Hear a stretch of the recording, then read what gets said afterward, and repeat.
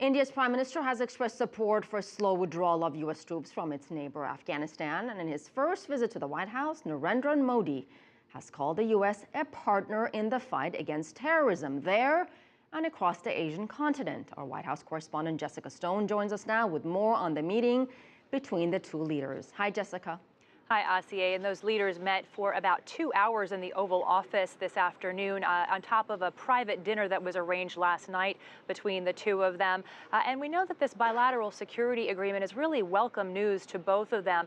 Just yesterday, Prime Minister Modi talked specifically about the need to have a slow and methodical withdrawal from Afghanistan to a group of reporters at the Council on Foreign Relations. He said specifically this should not look like the Iraq withdrawal. He said we've seen what that could look like and what that can bring about. So the gradual withdrawal of U.S. and NATO troops from Afghanistan, very important to the Indian leader. And of course, with the signing of this agreement, it leaves over 9,000 American troops, over 2,000 NATO troops behind. Both leaders do say they need to continue to work on maintaining the Afghanistan's stability going forward, something they've been partners on all along. India has invested heavily in Afghanistan's economy and in entrepreneurship specifically. Take a listen to what the Prime Minister said earlier this afternoon.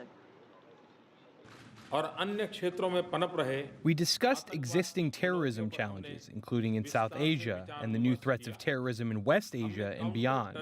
We agreed to intensify our counter-terrorism and intelligence cooperation. The Afghan people have shown the will to prevail over violence and extremism.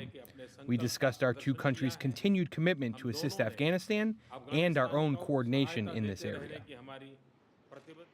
And Asiye, I want to show you some video that we got earlier today of the two leaders experiencing what I would describe as a more poignant moment, an attempt really to build that rapport around the legacy of Dr. Martin Luther King Jr., the famed American civil rights leader, someone who drew his inspiration from Mahatma Gandhi, the famous leader of India's civil disobedience program. And it's, of course, Dr. King inspired the U.S. president in many ways. So part of what Prime Minister Modi did to build a rapport with the U.S. president is to bring him recordings of Dr. King's speech in India back in 1959. Back to you. Jessica Stone, thank you so much.